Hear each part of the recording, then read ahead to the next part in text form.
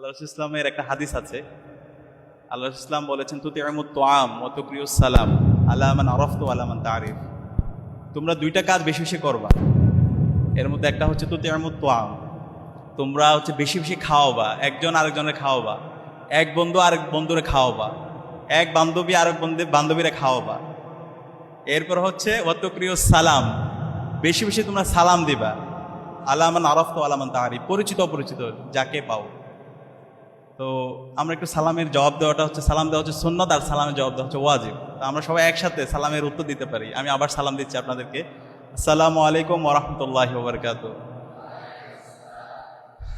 মাশাআল্লাহ।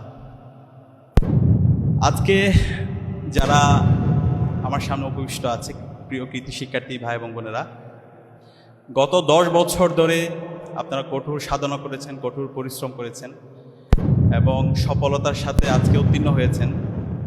আপনারা A+ পেয়েছেন। সেই জন্য আজকে বাংলা ইসলামী ছাত্র শিবিরের পক্ষ থেকে আমরা আপনাদেরকে কংগ্রাচুলেট করছি। আমরা সবাই একসাথে করতালির মাধ্যমে সবাইকে আমরা কংগ্রাচুলেট করতে পারি।